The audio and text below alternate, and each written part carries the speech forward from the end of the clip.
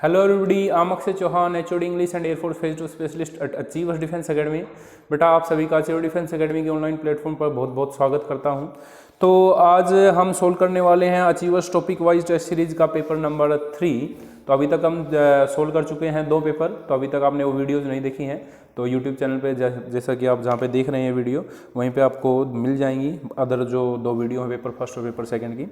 तो डेली शाम 4 बजे आपको आना अचीवर डिफेंस एकेडमी के ऑनलाइन प्लेटफॉर्म पर, जहाँ पे आपको मिलते हैं topic wise video solution of the test series.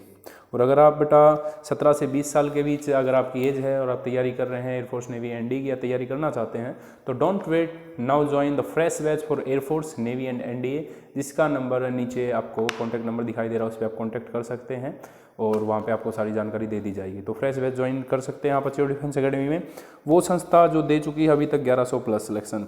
तो आज जो टॉपिक है डिस्कस करने वाले हम इंग्लिश के अंदर वो है पैसेज और PQRS। अगर पैसेज की बात करें तो एयरफोर्स में बेटा पैसेज 4 नंबर का आता ही आता है हमेशा। और अगर बात करें हम नेवी के अंदर तो नेवी के अंदर 5 क्वेश्चन पैसेज के पूछे जाते हैं। तो डिस्कस करेंगे हम 1 bye 1।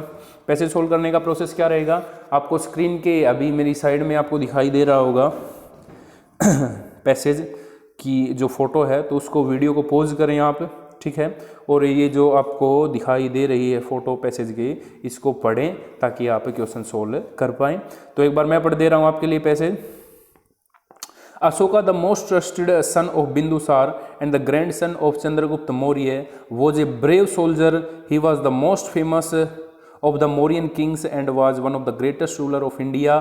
Ashoka extended the Mauryan empire to the whole of the India, reaching out even into Central Asia. Ashoka succeeded in conquering Kaling after a bloody war in which 1 lakh men were killed and 1.5 lakh injured and thousands were captured and retained as slaves. The sight of slaughter involved in this conquest deeply affected his mind. This was a turning point in his life. He renounced war and sought peace in Buddha's preaching of love and non-violence. So he gave up hunting and became a strict vegetarian. तो बेटा ये था आपका passage. तो passage solve करने के 2 तरीके होते हैं। फर्स्ट हम पहले पैसेज पढ़ें, उसके बाद हम देखें भाई उसके ऊपर जो बेस्ड क्वेश्चन है उनको। और दूसरा तरीका कि पहले आप क्वेश्चन पढ़ें, उसके अंदर हिंट ढूंढें और उसको फिर पैसेज में आप ढूंढें। तो दोनों तरीके बहुत बेहतरीन है, लेकिन अगर मेरे अकॉर्डिंग मैं बताऊं तो पहला तरीका कि पहले आप पैसेज पढ़ें फिर क्वेश्चंस पे आएँ, ये उन बच्चों के लिए अच्छा है जिनकी इंग्लिश की अंडरस्टैंडिंग अच्छी है। दूसरा तरीका पहले आप क्वेश्चन पढ़ें फिर पैसेज में उसके हिंट से आंसर ढूंढें, तो वो उन बच्चों के लिए अच्छा जिनकी अंडरस्टैंडिंग थोड़ी वीक है इन इंग्लिश लैंग्वेज। तो बेटा हमने पैसेज पढ़ा तो पढ़ गए, जिसको समझ में आ गया बहुत बढ़िया, जिसको नहीं समझ में आया वो एक बार फिर से वीडियो पॉज करो और पैसेज को दोबारा से पढ़ो ताकि आपको समझ आए, क्योंकि हिंदी में ट्रांसलेट करके अगर मैं आपको समझाऊंगा तो समय ज़्यादा लग जाएगा। तो पहला क्वेश्चन है इसका, क्वेश्चंस भी आपको स्क्रीन पे दिखाई दे रहे होंगे अभी सारे के सारे। तो पहला क्वेश्चन है what was the name of Ashoka's grandfather. तो भाई अशोका के ग्रैंडफादर का क्या नाम था, तो पैसेज में स्टार्टिंग में बताया गया था अशोका के ग्रैंडफादर का नाम था चंद्रगुप्त मौर्य। तो इसका ऑप्शन हो गया बेटा बी सही, option B is the right answer, Chandragupta Maurya. दूसरा क्वेश्चन है बेटा आपका what was the name of Ashoka's father. Ashoka के फादर का क्या नाम था, तो अशोका के फादर का नाम था भाई according to the passage Bindusara. तो option A is the right answer. तीसरा क्वेश्चन है Ashoka was one of the greatest ruler of India. तो option C is the right answer. उससे अगला बेटा for Ashoka the war, was लिख रखा है ये मिसप्रिंट है, इसको सही कर लेंगे आप। For Ashoka the war of Kalinga was a turning point in his life. तो इसका हो गया option A is the right answer. उससे अगला है द वर्ल्ड, ये फिर से मिसप्रिंट है, वर्ल्ड नहीं यहाँ पे वर्ड आएगा। The word renounce in the paragraph means, तो रिनाउंस का मतलब होता है बेटा त्यागना, तो इसका आंसर होगा ऑप्शन ए गिव अप। उससे अगला क्वेश्चन है आपका the extended of Ashoka's empire was spread over to. तो कहाँ तक एम्पायर फैला दिया था भाई अशोका ने फैला दिया था द होल ऑफ इंडिया। तो option A is the right answer. तो उम्मीद कर रहा हूँ आप सभी अपने पास पेपर लेके बैठे होंगे अगर जिनके पास इसका हार्ड कॉपी है, जिनके पास नहीं है वो वीडियो पॉज करके चीज़ों को समझ पा रहे होंगे। तो ये था पहले पैसेज के 6 क्वेश्चन जो हमने सोल्व कर दिए हैं। उससे अगला पैसेज है बेटा आपका, फिर से आपको स्क्रीन पे वही पैसेज दिखाई दे रहा है। नेक्स्ट वीडियो पॉज करें, पैसेज को पढ़ें, समझें, उसके बाद क्वेश्चंस पे आएँ और चेक करें कि भैया आपके क्वेश्चन कितने सही हैं। और क्वेश्चन के टाइम पे भी आप क्या करें, वीडियो पॉज करें, आपका आंसर बताएं, फिर वीडियो पॉज करें, फिर आपका आंसर बताएं और चेक करें आप सही बता पा रहे हैं या नहीं। तो सेकंड पैसेज पढ़ रहा हूं मैं आपके लिए। Books are by far the most lasting product of human efforts. Temple crumble into ruin, pictures and statues decay, but book survive. Time does not destroy the great thoughts which are as fresh today as when they first passed through their author's mind. These thoughts speak to us through the printed page. The only effect of time has been to throw out of the currency the bad products. Nothing in literature which is not good can live for long. Good books have always helped man in various spheres of life. No wonder that the world keeps its book with great care. तो भाई passage आपने पढ़ा है, समझा इसका meaning क्या होता है। तो अब आप दिख रहे होंगे आपको स्क्रीन पे क्वेश्चंस इस पैसेज पे बेस्ड। तो सबसे पहला क्वेश्चन है बेटा आपका, of the products of human efforts books are the most. तो पहले लाइन में लिखा हुआ था द मोस्ट लास्टिंग प्रोडक्ट। तो द मोस्ट लास्टिंग प्रोडक्ट का मतलब क्या होगा, books are the most permanent. तो option C is the right answer. उससे अगला है बेटा, times does not destroy books because they contain. भाई समय बुक्स को डिस्ट्रॉय नहीं करता, क्यों नहीं करता, क्योंकि उनके अंदर क्या होते हैं, ग्रेट आइडियाज़। ये लिखा हुआ है आपका नीचे से, जो नीचे से नहीं ऊपर से पहली दूसरी तीसरी चौथी लाइन के अंदर लिखा हुआ था, time does not destroy the great thoughts which are as fresh. तो भाई इसका आंसर हो गया ऑप्शन ए, ग्रेट आइडियाज़।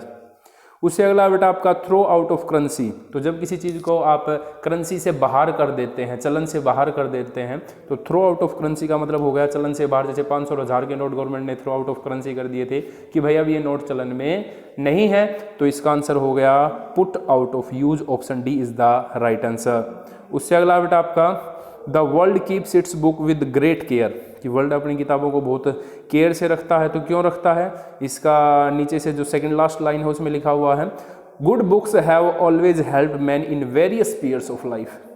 तो इसका आंसर होगा books help in the various spheres of life. तो option B is the right answer. तो ये थे बेटा आपका दूसरा पैसेज। अब हम देखते हैं पैसेज नंबर थर्ड। तो पैसेज नंबर थर्ड आपको दिखाई दे रहा होगा स्क्रीन पे। तो सेम प्रोसेस, वीडियो पॉज करें और इसको पैसेज को खुद से पढ़ें, उसके बाद आप मेरे आंसर सुने। तो क्वेश्चन है बेटा आपका, Gandhi ji recognized that while all man should have equal opportunity, all did not have the same capacity. Some had the ability to earn more than others, but he believed that those who have talent would be performing the work of society if they have used their talent wisely and well. Gandhiji said that he would allow a man intellect to that the bulk of his large earnings should go to the common funds. Those with great talent and opportunity would find their fulfillment as trustee. Gandhiji extended this concept of trusteeship to cover all fields of life. तो बेटा ये question आपको दिखाई दिए screen पे। अब इनके passage दिखाई दिया। अब इसके क्वेश्चन को देख लेते हैं इस पे बेस्ड। तो पहला ही क्वेश्चन है भाई, पैसेज का टाइटल क्या हो सकता है। तो the title of the passage should be. तो पहला ही क्वेश्चन है भाई, क्या टाइटल हो सकता है पैसेज का। तो इसका आंसर होगा option C, Gandhi's view. Gandhi के व्यू हैं वही क्या हो सकते हैं पैसेज का टाइटल, क्योंकि गांधी ने व्यू दिए हैं अपने इसमें। दूसरा भाई, according to Gandhi ji one can serve the society. भाई गांधी जी के अकॉर्डिंग कौन सोसाइटी को सर्व करता है या सर्व कर सकता है। If he use his talent wisely, अगर कोई अपना टैलेंट वाइजली बुद्धिमत्ता से यूज करे तो वो सर्व कर सकता है। उससे अगला भाई, गांधी जी never believed in. Gandhi ji ने कभी भी बिलीव नहीं किया। किसके अंदर बिलीव नहीं किया भाई, पॉलिटिकल इक्वलिटी में बिलीव किया, बिल्कुल किया। सोशल इक्वलिटी में बिल्कुल किया। इक्वलिटी ऑफ अपॉर्चुनिटीज़ में बिल्कुल किया। Option D, complete equality in all respects बिल्कुल नहीं दी जा सकती, तो option D is the right answer. उससे अगला है बेटा आपका the meaning of trustee is. तो मीनिंग ऑफ ट्रस्टी, ट्रस्टी का मतलब क्या होता है? ट्रस्टी वो लोग होते हैं जो किसी संस्था को चलाते हैं। तो person who has charge of property in trust, जिसके पास चार्ज होता है प्रॉपर्टी का ट्रस्ट के अंदर, वो होता है ट्रस्टी। तो option B is the right answer. तो ये थे बेटा आपके पैसेज। अब हम देखेंगे PQRS। अब देखते हैं बेटा हम सेंटेंस रीअरेंजमेंट। तो सेंटेंस रीअरेंजमेंट में क्या करना है आपको? क्वेश्चन खुद से सेंटेंस बना के कोई किसी से नहीं करनी है, जो ऑप्शन में गिवन है उसके थ्रू आपको आंसर तक पहुंचना है। तो जैसा कि हम क्लास में मैंने आपको सिखाया क्लास में कि कैसे करना है आपको ऑप्शन को एलिमिनेट। तो सबसे पहले हम देखेंगे किससे सेंटेंस शुरू नहीं हो सकता, वो ऑप्शन कट कर देंगे। फिर देखेंगे किससे सेंटेंस खत्म नहीं हो सकता, वो ऑप्शन कट कर देंगे। फिर देखेंगे किसके पेयर पॉसिबल हैं, उनको रख लेंगे, जिनके पेयर पॉसिबल नहीं उनको डिलीट कर देंगे। और फिर जो ऑप्शन बचेगा उनसे हम सेंटेंस बना के देख लेंगे and we will got our answer through options. तो सबसे पहला बाय एन इनिंग्स जो आपका है, इससे सेंटेंस शुरू नहीं हो सकता। तो किसी ऑप्शन में अगर इससे शुरू हो रहा है तो उसको हम डिलीट कर सकते हैं। तो by an innings option D delete हो गया। उसके बाद द इंडियन से बेटा सेंटेंस खत्म नहीं हो सकता। तो अगर कोई ऐसा सेंटेंस जिसमें द इंडियन से सेंटेंस कंप्लीट हुआ है वो भी डिलीट हो जाएगा, तो ये भी डिलीट हो गया। उसके बाद अब हमारे पास दो ऑप्शन बच गए। तो दो में आप सेंटेंस बना के भी चेक कर सकते हैं या ऑप्शन भी कट कर सकते हैं। तो मैं प्रायोरिटी देता हूं जब दो ऑप्शन बच जाए तो ऑप्शन में से आप सेंटेंस ही बना के देख लो, जो मीनिंगफुल होगा वो आंसर हो जाएगा। तो पहले देखते हैं SPRQ। तो SPRQ में क्या है? As the Indian team defeated P, उसके बाद by an innings the English team. दूसरा बेटा भी SPQR the Indian team defeated, किसको डिफीट किया? इंग्लिश टीम को। तो SPQR यहाँ पे मीनिंगफुल बना sentence the Indian team defeated the English team by an innings. तो बेटा ये जो है आपका सेंटेंस बिल्कुल सही है। तो कौन सा आंसर हो जाएगा आपका? Option B is the right answer. उससे अगला बेटा आपका his wife good bye he shot himself dead with a pistol after bidding. तो बेटा हिमसेल्फ से सेंटेंस की शुरुआत नहीं हो सकती क्योंकि रिफ्लेक्सिव प्रोनाउन है, और विद ए से सेंटेंस खत्म नहीं हो सकता। कभी देखा भाई आपने किसी आर्टिकल से सेंटेंस को खत्म होते हुए? बिल्कुल नहीं हो सकता। तो बेटा आर से ना ही सेंटेंस शुरू हो सकता है ना ही खत्म हो सकता है। तो जिसमें आर से सेंटेंस शुरू है वो डिलीट, जिसमें आर से सेंटेंस खत्म है वो भी डिलीट। दो ऑप्शन बच गया हमारे पास। तो दो में वही प्रक्रिया कर सकते हैं आप, या तो सेंटेंस बना के देख लो या पेयर चेक कर लीजिए किस किस का पेयर बन सकता है या नहीं बन सकता। कि भाई आर के बाद पी नहीं आ सकता, अगर किसी में आर के बाद पी है उसको काट दो, कोई नहीं है, ठीक है। तो सेंटेंस ही बना के देख लेते हैं, PQRS बना के देखते हैं। His wife good bye he shot himself dead with a pistol after bidding. भाई बिडिंग से सेंटेंस खत्म नहीं हो सकता, तो एस से खत्म नहीं हो सकता, तो सी भी गलत हो गया। तो D is the right answer. और सही क्या बनेगा आपका? He shot himself with a pistol after bidding his wife good bye. भाई उसने अपने आप को गोली मार दी अपनी वाइफ को गुड बाय कहकर। तो option D is the right answer. उससे अगला भाई आपका वो जिसे सेंटेंस शुरू हो सकता था कब? जब सेंटेंस में आपको कहीं ना कहीं साइन ऑफ इंटरोगेशन दिखता, लेकिन साइन ऑफ इंटरोगेशन कहीं पे भी सेंटेंस में नहीं है, तो ना ही वो से सेंटेंस शुरू हो सकता और ना ही ओवर से खत्म हो सकता। तो पी से ना ही शुरू ना ही खत्म। तो जिस ऑप्शन में पी से शुरू या खत्म हो डिलीट कर दो। इसमें खत्म है डिलीट, इसमें शुरू है डिलीट। उसके बाद बाई द, भाई दा से कंप्लीट हो सकता है क्या कोई सेंटेंस? किसी सेंटेंस के एंड में सिर्फ आर्टिकल छोड़ सकते हैं क्या? हम नहीं छोड़ सकते, आर्टिकल के बाद कोई ना कोई नाउन तो चाहिए। तो बेटा यहाँ पे ये सेंटेंस भी क्या हो गया? गलत। जिसमें क्यू लास्ट में है तो क्यू लास्ट में सिर्फ इसमें है, तो हमने चेक भी नहीं किया और सीधा आंसर मिल गया। B is the right answer. तो चेक करना हमें किससे शुरू नहीं हो सकता, किससे खत्म नहीं हो सकता, किसका पेयर पॉसिबल और किसका पेयर पॉसिबल नहीं है। फिर भी बात ना बने तो हम सेंटेंस बना के देखेंगे, और वो सेंटेंस बना के देखेंगे जो ऑप्शन में बचा हुआ है। मतलब खुद से सेंटेंस बनाने की कोशिश आप नहीं करेंगे। तो ये थे बेटा आपका क्वेश्चन नंबर 15, 16 एंड 17। अब देखते हैं हम नेक्स्ट क्वेश्चन 18, 19 और 20। Question number 18, 19, 20। तो वीडियो पॉज करो। जो मेथड मैंने आपको बताया है एलिमिनेट करने का, कि सबसे पहले हम देखेंगे किससे सेंटेंस शुरू नहीं हो सकता, फिर देखेंगे किससे खत्म नहीं हो सकता, ऑप्शन डिलीट करते चले जाओ, फिर देखेंगे किसका पेयर पॉसिबल है, किसका पेयर पॉसिबल नहीं है, जिनका पॉसिबल नहीं उनको डिलीट कर दो, और लास्ट में जो ऑप्शन बचे उनसे क्वेश्चन का आंसर तक आप मतलब जो सेंटेंस है वो बना के देखो और आंसर तक पहुँचो। तो बेटा पहला जैसे 18वां क्वेश्चन है वो है, were eating their lunch while the prisoner avoided warders and escaped from the prison and the prisoners executed their plan. तो अब देखेंगे किससे खत्म नहीं हो सकता और किससे शुरू नहीं हो सकता। वर्ड से शुरू नहीं हो सकता, क्यों? क्योंकि सेंटेंस में साइन ऑफ इंटरोगेशन नहीं है, तो हेल्पिंग वर्ब से सेंटेंस शुरू नहीं हो सकता। तो ऑप्शन बी गलत हो गया। उसके बाद आप देखेंगे एंड से भी सेंटेंस शुरू नहीं हो सकता, ठीक है। तो किसी में अगर एंड से शुरू कर रखा उसको डिलीट कर दो, एंड से किसी में शुरू नहीं है, ठीक है भाई। उसके बाद है भाई आपका व्हाइल द प्रिजनर्स वार्डन। अब पेयर बना के देखो बेटा किस किस का पेयर बन सकता है। तो while the prison warders were eating their lunch, मतलब क्यू और पी का पेयर बनेगा, पहले क्यू आएगा फिर पी आएगा। उसके बाद the prisoner executed their plan and escaped from the prison, मतलब एस के बाद आर आएगा और क्यू के बाद पी आएगा। तो एस के बाद आर आएगा, क्यू के बाद पी आएगा, ये हो सकता है। एस के बाद आर, पी के बाद क्यू नहीं हो सकता। एस के बाद आर, क्यू के बाद पी, मतलब या तो ए है या डी है। अब देखो बेटा, अब जो एक्शन पहले हुआ है वो हम पहले रखेंगे, जो बाद में हुआ वो पहले बाद में रखेंगे, लेकिन दोनों एक्शन साथ साथ हुए हैं तो व्हाइल से सेंटेंस को हम शुरू करेंगे। तो while the prisoners were eating their lunch the prisoner executed their plan and escaped from the prison. तो मतलब QPSR D is the right answer. इसमें ये क्यों नहीं लिया बेटा? क्योंकि व्हाइल से सेंटेंस की हम शुरुआत करेंगे, क्योंकि दो एक्शन को बताया है कि भाई इसके बाद ये हुआ, तो कंटिन्यू एक्शन है, दोनों एक दूसरे के साइमल्टेनियस एक्शन है, तो सेंटेंस की शुरुआत किससे कर दी हमने? व्हाइल से। उससे अगला क्वेश्चन है, Ramesh who was a prize is a good sportsman awarded. तो भाई देखो किससे सेंटेंस को खत्म नहीं हो सकता, तो ये अवॉर्डेड से खत्म नहीं हो सकता, और ना ही हु वाज से खत्म हो सकता। तो भाई जिसमें पी से खत्म कर रखा हो डिलीट कर दो, ये गया पी से खत्म कर रखा है, इसमें भी खत्म कर रखा है, दोनों डिलीट हो गए। दो ऑप्शन बचे हैं, तो या तो बना के देख लो, सीधा आंसर ही मिल जाएगा। तो बना के देख लेते हैं हम। पहले देखते हैं RSPQ मतलब इज ए गुड स्पोर्ट्समैन। तो भाई इज से शुरू हो जाता, ठीक बात है, लेकिन हमें सेंटेंस में चाहिए था एक साइन ऑफ इंटरोगेशन, तो साइन ऑफ इंटरोगेशन नहीं है, तो ये भी गलत हो गया। तो आंसर तो हमें पता चल गया सी, लेकिन फिर भी एक बार चेक कर लेते हैं हमारा आंसर सही है या नहीं है।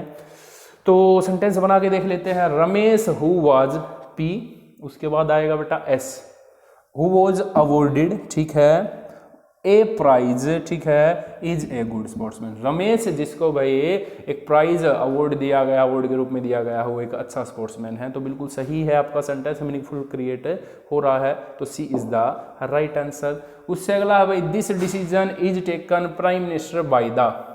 तो भाई बाय द से ना ही सेंटेंस की शुरुआत, ना सेंटेंस खत्म नहीं हो सकता, शुरू तो हो सकता है फिर भी। तो एस से सेंटेंस कंप्लीट नहीं हो सकता, तो किसी के एंड में एस है तो डिलीट हो जाएगा। दा से सेंटेंस खत्म नहीं होगा, तो ये खत्म हट गया। अब बच गए भाई हमारे पास ऑप्शन 3। तो इज टेकन से भी शुरू नहीं हो सकता, क्यों भाई? इज टेकन से शुरू हो जाता अगर सेंटेंस जो है आपका इंटेरोगेटिव होता, साइन ऑफ इंटेरोगेशन होता, तो कहीं पे है ही नहीं, तो क्यू से भी शुरू नहीं होगा, ये भी डिलीट हो गया। अब देखते हैं भाई, हम दोनों को बना के देख लेते हैं, जिसमें मीनिंगफुल बनेगा वो रख लेंगे, दूसरे को हटा देंगे। तो पहले इससे ट्राई करते हैं। बाई द, ठीक है, उसके बाद बाई द के बाद आर आएगा, बाई द प्राइम मिनिस्टर, ठीक बात है। उसके बाद P, this decision is taken ना, बात नहीं बनी भाई। पेसिव वॉइस वैसे भी आपको दिख रहा है, साफ साफ दिख रहा है, इसका सेंटेंस क्या बनेगा, ये तो बिल्कुल गलत है। तो इसका तो वैसे भी हमें दिख रहा है भाई प्राइम मिनिस्टर, या this decision is taken by the prime minister, तो आंसर हो गया बेटा दिस डिसीजन पी। उसके बाद क्यू इज टेकन, ठीक है, बाय द प्राइम मिनिस्टर, ये डिसीजन प्राइम मिनिस्टर के द्वारा लिया गया है, पैसिव वॉइस का सेंटेंस था, तो सी इज द राइट आंसर।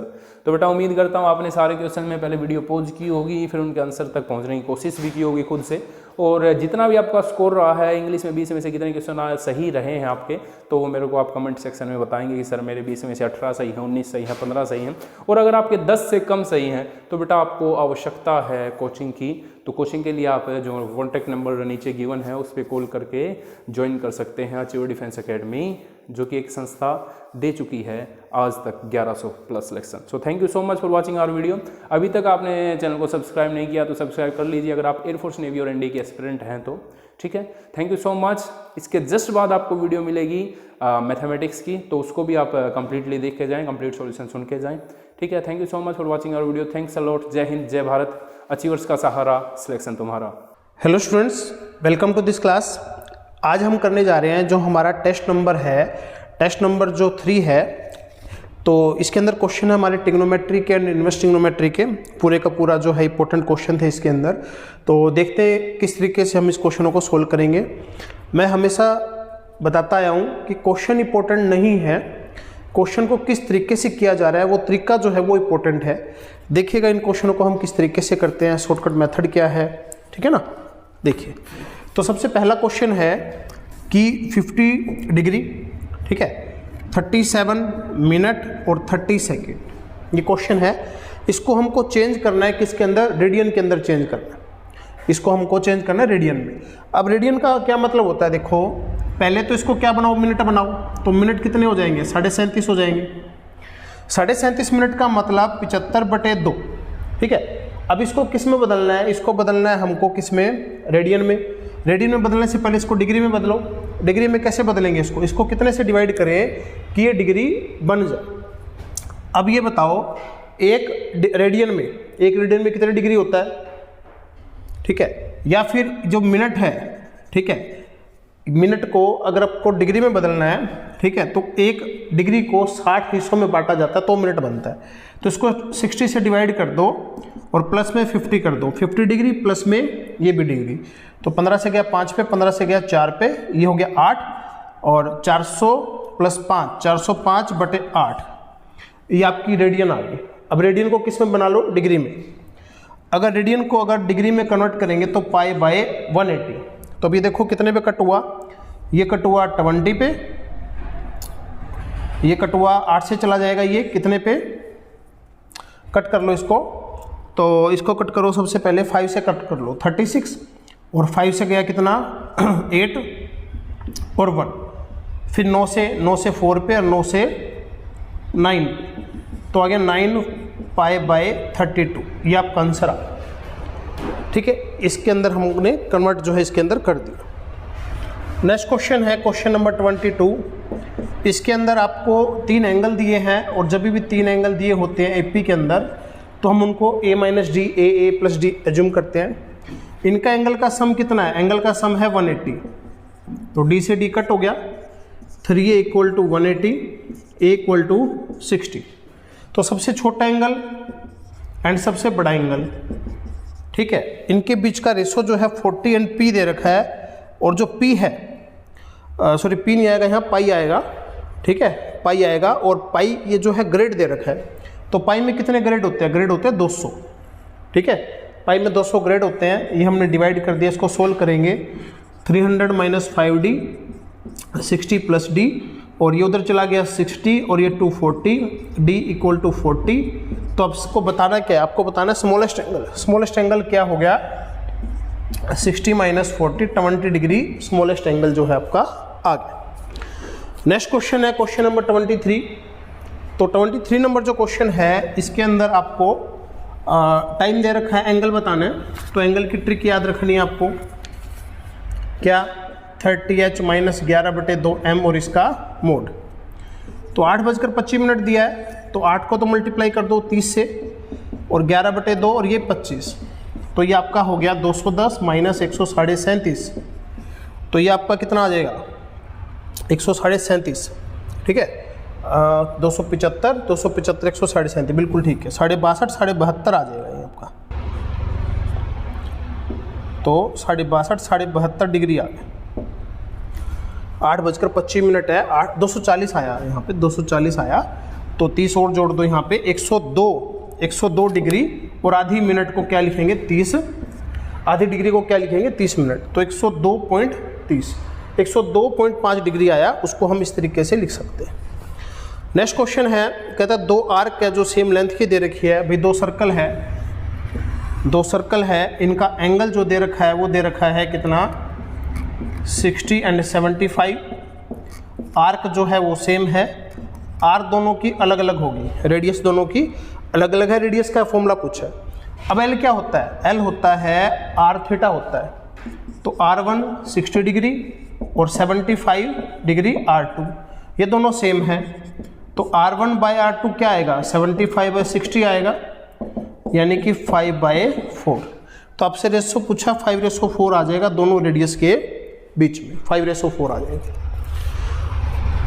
आगे देखते हैं। और इससे नेक्स्ट है सेकेंड थीटा की वैल्यू दी है, सेकेंड थीटा की वैल्यू दे रखी है √2 और आपको बताना है 1 plus tangent theta cosecant theta 1 plus cot theta minus cosecant theta. और क्वाड्रेंट दे रखा है कौन सा, फोर्थ क्वाड्रेंट। फोर्थ क्वाड्रेंट में तो ये पॉजिटिव होता है। अब ये वैल्यू पुट करनी है, होता तो π/4 पे है, तो ये तो कितना आ गया, ये आ गया -1। फोर्थ क्वाड्रेंट में नेगेटिव होएगा। ये कितना आ गया, माइनस का √2 आ गया। ये कितना आ गया, माइनस का 1 आ गया। और ये कितना आ गया, माइनस का √2 आ गया। बस अब इसको सोल्व करना है। 1 में से 1 चला गया, 1 में से 1 चला गया, √2, तो -1 आंसर आ गया। इसको अगर हमने सोल्व कर दिया, कट कर दिया, तो बस ये देखना था कि वैल्यू कहाँ होती है और कौन से क्वाड्रेंट के अंदर ये वैल्यू है।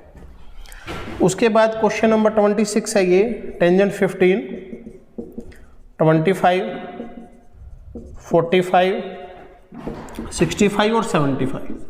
तो ये तो 1 हो ही गया, ये और ये 1 हो जाएगा, ये और ये 1 हो जाएगा, तो आंसर क्या आ जाएगा, 1 आ जाएगा। मल्टीप्लाई करोगे तो क्यों होता है 1, अगर इन दोनों एंगल का सम 90 डिग्री है तो इसको सोल्व करते हैं ना, तो टेंजेंट ए टेंजेंट बी 1 होता है।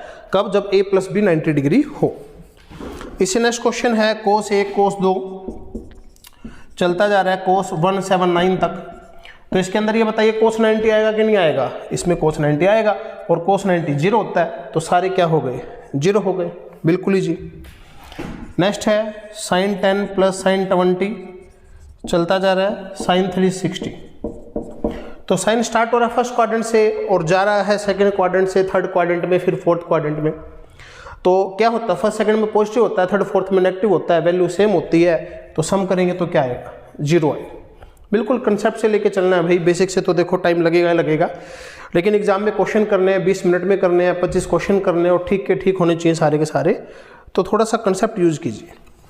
ऐसे 29 नंबर क्वेश्चन है, इसमें टेंजेंट 1 टेंजेंट 2 ऐसे कर करके टेंजेंट 89 तक है। तो टेंजेंट 45 आएगा इसके बीच में, वो तो 1 आएगा। इसका टोटल टेंजेंट 1 टेंजेंट 89 1 हो गया, 288 1 हो गया। तो ऐसे सारे सारे क्या हो जाएंगे, 1 1 हो जाएंगे। इसका आंसर क्या आएगा, 1 आएगा। ठीक है ना, ये क्लासेज के अंदर बहुत ही अच्छे से बताया हुआ है। क्यों कि टेंजेंट जो है अगर इनका सम 90 डिग्री हो ना, प्रोडक्ट 1 होता है। उसके बाद है question number 30, cos square 22, cos square 22 की वैल्यू बतानी है। तो अब ये बताइए cos स्क्वायर 22 की वैल्यू तो चलो ऐसे नहीं निकल पाएगी, लेकिन एक बात बताओ, अगर हम इसको 2 से मल्टीप्लाई कर दें तो 2 से डिवाइड करना पड़ेगा, बिल्कुल करना पड़ेगा। और इसको हम क्या लिख सकते हैं, इसको हम लिख सकते हैं क्या, 1 प्लस cos 45 लिख सकते हैं, 1 प्लस cos 45 और डिवाइड बाय 2 तो है ही, इसको हम 1 प्लस cos 45 लिख सकते हैं। तो 1 प्लस 1 बाय √2 डिवाइड बाय 2, तो √2 प्लस 1 डिवाइड बाय 2 √2, ये आपका आंसर आ गया। थोड़ा सा देखना पड़ेगा अभी क्वेश्चन में क्या दिया है और उसको हम क्या लिख सकते हैं। तो ये था क्वेश्चन नंबर 30। आगे देखते हैं क्वेश्चन नंबर 31 है। तो 31 नंबर क्वेश्चन में आपको दिया है क्या, 1 plus cos π/8, 1 plus cos 3π/8, 1 plus cos 5π/8, 1 plus cos 7π/8। तो इसको हम लिखेंगे पाई माइनस 3π/8, इसको लिखेंगे पाई माइनस π/8। तो ये बन जाएगा ये और ये बन जाएगा ये। इसकी मल्टीप्लाई इसके साथ 1 minus cos square theta sine square π/8 and sine square 3π/8। ठीक है, इसको हम लिख सकते हैं क्या, इसको लिख सकते हैं π/2 माइनस π/8 लिख सकते हैं इसको। तो ये बनेगा sine square π/8 and cos square π/8। 4 से मल्टीप्लाई 4 से डिवाइड, तो ये बन गया साइन स्क्वायर पाई बाय 4 बना और नीचे 4, तो 1/2/4 1/8 जो है आपका आंसर आए। थोड़ा सा कंसेप्ट आपको यहाँ पे लगाना पड़ा, बेसिक से इस क्वेश्चन को सोल्व करना पड़ा। उसके बाद है क्वेश्चन नंबर 32। समझिए बस क्वेश्चन को किस तरीके से कर रहे हैं। क्वेश्चन नंबर 32 है cos 1230, इसकी वैल्यू बतानी है। तो 1230 का मतलब क्या, 1230 का मतलब 360, 720, 720 के बाद 1080, 1080 और 180, 1260, 1260 माइनस में 30, कौन सा क्वाड्रेंट, सेकंड क्वाड्रेंट। सेकंड में कोस की वैल्यू क्या, नेगेटिव, और कोस 30 कितना, √3/2, तो -√3/2 आ गया, बिल्कुल सिंपल। नेक्स्ट साइन 18 की वैल्यू पूछी हुई है, याद रखनी है भाई, √5 - 1/4 होती है, बाकायदा बताया हुआ क्लास के अंदर कैसे हम इसको करते हैं। अगला जो है cos 4 cos स्क्वायर 15 - 3 cos 15, ये फॉर्मूला हो गया cos 3a का, cos 45 का 1/√2, फॉर्मूले याद होने चाहिए भाई, ठीक है। नेक्स्ट क्वेश्चन है 2 cos 75 और cos 15, तो भाई इसको क्या लिख सकते हैं, इसको लिख सकते हैं sin 15 और ये बन गया sin 30 यानी कि 1/2, बिल्कुल सिंपल फॉर्मूले चलते जा रहे हैं भाई, बहुत ईजी। आगे देखिए, जब भी आप क्वेश्चनों को देखो, वीडियो को देखो, ये पेपर आपके पास होना चाहिए। जिस बच्चे के पास नहीं है और या फिर जिसने टेस्ट नहीं दिया, वो पीडीएफ जो है एकेडमी से ले सकता है या हार्ड कॉपी ले सकता है। पीडीएफ मैसेज कर देना, ठीक है, मैं आपको फिर व्हाट्सएप सेंड कर दूंगा फिर। तो साइन ए प्लस अल्फा प्लस बीटा की वैल्यू बतानी है। फॉर्मूला क्या होता है, sine alpha cos beta plus cos alpha sign beta, ये होता है। और कोस अल्फा की वैल्यू दे रखी है 5/13 एंड साइन बीटा की वैल्यू दे रखी है 4/5 दे रखी है, और दोनों एक्यूट एंगल है तो पॉजिटिव है, कोई दिक्कत नहीं है। तो ये 5/13 है, ये 12/13 आ जाएगा। कोस अल्फा है मतलब कि ये 5/13 है, तो ये आ जाएगा 12/13। साइन बीटा ये 4/5 है, ये आ जाएगा 3/5, तो 36 + 20 56/65 जो है आपका आंसर आ जाएगा। सिंपल फॉर्मूला लगाना था और कुछ नहीं था। ऐसे नेक्स्ट क्वेश्चन है, नेक्स्ट क्वेश्चन में पूछ रखा है कोस अल्फा माइनस बीटा, तो फॉर्मूला बता दीजिए। फॉर्मूला होता है cos alpha cos beta plus sine alpha and sign beta. तो साइन अल्फा की वैल्यू दी हुई है भाई 8/17 और टेंजेंट बीटा की दे रखी है 5/12, तो ये हो गया 8/17, तो ये हुआ जी 15/17। टेंजेंट बीटा 5/12 है, 5/12 यानी कि साइन जो हुआ 5/13 और ये हुआ 12/13, तो इनको ऐड कर दो, तो 15 गुना में 12 बताओ कितना, ठीक है। तो 15 × 180, 180 और 30 210, 210/221 हो गया। बस कैसे यार, ट्रायंगल लो बना लो, ट्रायंगल लो से आपके जो है सारी की सारी वैल्यू आ जाएगी, उसके बेस पे इनको सोल्व करो। आगे देखते हैं 38। तो 38 में आपको दे रखा है m cos square q n sin square q = p और आपको कोट स्क्वायर q की वैल्यू पूछी गई। तो इसमें आप एंगल पुट कर दो भाई। एंगल क्या पुट करोगे, मान लीजिए q पुट करते हो 0, q क्या पुट करते हो 0, q 0 पुट करा मान लो, तो q 0 पुट कराइए तो 0 हो गया, और p बराबर क्या आ गया, m आ गया। और इधर 0 पुट करोगे तो आपका आंसर क्या आना चाहिए, q कोट है, यहाँ पे कोट है, तो 0 पुट करोगे तो कोट 0 क्या होता है, कोट 0 होता है इन्फिनिटी, आपका आंसर इन्फिनिटी आना चाहिए। तो p बराबर m पुट करके इन्फिनिटी कहाँ से आएगा, अगर ऑप्शन चेक करेंगे ना, सी ऑप्शन है, देखो ये दोनों इक्वल होंगे तो किसी को 0 से डिवाइड करेंगे तो इन्फिनिटी बनेगा ना, तो इस तरीके से आप इसको कर सकते हो, ठीक है ना। एंगल पुट करके बेसिक से तो भी लेंथ ही पड़ेगा। इसके बाद क्वेश्चन नंबर 39 है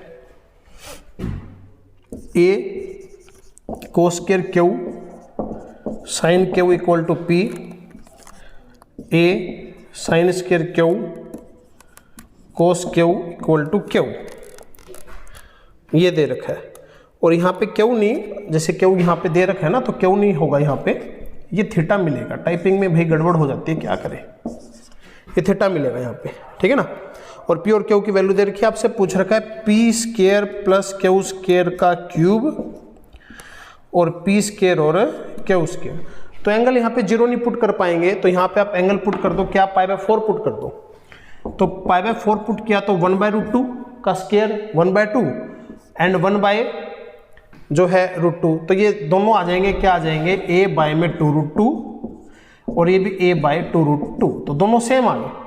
दोनों सेम आ गए तो इसको हम क्या लिख सकते हैं, इसको लिख सकते हैं 2p² की पावर 3 और p की 2 p की 4। तो ये हो गया, कितना हो गया भाई 8p की 6 डिवाइड बाई p की 4, ये बचा 8p की पावर 2। तो p का स्क्वायर कर दो, p का स्क्वायर करा तो a² डिवाइड बाई 8, आंसर आ गया a²। एंगल आप कोई भी पुट कर लो, कुछ भी एंगल पुट करेंगे तो भी आपका आंसर जो है यही आएगा, तो इससे इजी रहेगा आपका। और देखिए क्वेश्चन, तो अब स्टार्ट होता है भाई इनवर्स ट्रिग्नोमेट्री। बहुत ही आसान क्वेश्चन है, बहुत ही सिंपल क्वेश्चन है। तो साइन इनवर्स साइन -600 बता दीजिए कहाँ होता है। -600 बनेगा जी, देखिए 360 540 और ये 60, इसको हम लिख सकते हैं 180 माइनस में 60। कौन सा quadrant, second quadrant. Second quadrant में बताओ ये सही बना ना, -600 तो ऐसे बनेगा, देखो 360 और 180, 540 माइनस 60, ठीक है यहाँ बनेगा। तो कौन सा क्वाड्रेंट हो गया भाई, ये सेकंड क्वाड्रेंट हो गया। सेकंड में साइन क्या होता है, पॉजिटिव होता है, तो पॉजिटिव होता है तो आपका आंसर क्या आ जाएगा π/3 आ जाएगा, ठीक है π/3 आ जाएगा। बट π/3 इन्होंने ऑप्शन में नहीं दे रखा। -600 पर चेक कर लो, तो -360 -180 -540 -60, ठीक है बिल्कुल। और इसको 180 -60 भी लिख सकते हैं। कौन सा क्वाड्रेंट है, सेकंड क्वाड्रेंट है, और सेकंड क्वाड्रेंट का मतलब, ठीक है, तो ये तो साइन पॉजिटिव होता है, π/3 आंसर आएगा भाई इसका आंसर π/3 ही आएगा। और देखिए आगे, इससे नेक्स्ट क्वेश्चन है आपका टेंजेंट 3π/4, तो इसको हम लिख सकते हैं π - π/4। सेकंड क्वाड्रेंट माइनस होता है तो इसका आंसर -π/4 आ जाएगा, ठीक है। नेक्स्ट है cos inverse 1/x equal to theta. इसका मतलब कोस थीटा इक्वल टू क्या हो गया 1/x, और आपसे क्या पूछा है, टेंजेंट थीटा पूछा होगा। तो टेंजेंट थीटा ये हो गया क्या 1/x, ठीक है, और ये क्या बन गया x² माइनस में 1, टेंजेंट हो गया x² माइनस 1 का रूट हो गया, ठीक है, यहाँ से टेंजेंट आ गया। और अगला जो है, अगला तो कुछ भी नहीं है, फॉर्मूला ही है सीधा। 43 नंबर क्वेश्चन है, वो फॉर्मूला होता है, किसका फॉर्मूला होता है भाई, 2 टेंजेंट इनवर्स x का फॉर्मूला होता है। फॉर्मूला पूछ रखा है सिंपल। नेक्स्ट 44 क्वेश्चन के अंदर, 44 में तो कोस इनवर्स x की रेंज पूछी है भाई। तो रेंज क्या होती है, रेंज होती है -π/2 से π/2, लेकिन 0 नहीं हो सकता, तो सी आंसर जो है इसका आ जाएगा। कोसिकेंट इनवर्स की जो है रेंज पूछी है। दोबारा बोल लूँगा मैं कि जिस बच्चे के पास भी टेस्ट नहीं है तो टेस्ट लो भाई, प्रैक्टिस करो। और कोई बच्चा बाहर है, मतलब एकेडमी का नहीं है, तो वो PDF ले सकता है, या एकेडमी से जो है ये हार्ड कॉपी रिसीव कर सकता है। लास्ट क्वेश्चन कर रहे हैं भाई आज का इस टेस्ट का।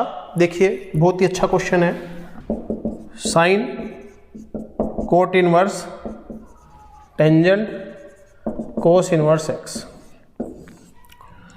ऑप्शन है x 1 - x² का रूट 1/x। अब इसमें क्या पुट करें, इसमें हम पुट करके देख लेते हैं। मान लो आपने पुट करा 0 x की जगह, अगर आपने 0 पुट किया तो यहाँ से 0 पुट किया तो 0 कहाँ पे होता है बताओ, 0 होता है π/2 पे।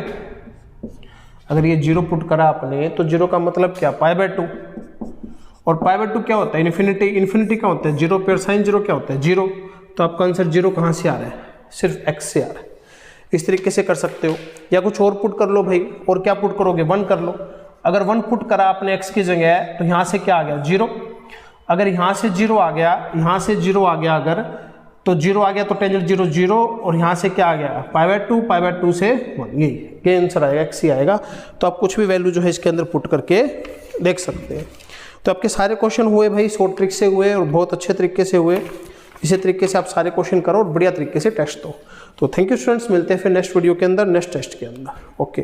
तो बेटा चूंकि फिजिक्स वाले सर अभी आउट ऑफ टाउन है, आउट ऑफ टाउन के आउट ऑफ स्टेट ही हैं एट प्रेजेंट, तो फिजिक्स के वीडियो सॉल्यूशन अब आज आपको नहीं मिल पाएगा, सो सॉरी फॉर दैट, लेकिन जल्द जैसे ही सर वापस आएंगे आपको वीडियो सॉल्यूशन इसी चैनल पे अवेलेबल हो जाएगा। लेकिन मैथमेटिक्स और इंग्लिश का आपका कंप्लीट सॉल्यूशन करवा दिया गया है। Okay, sorry for that and thanks a lot.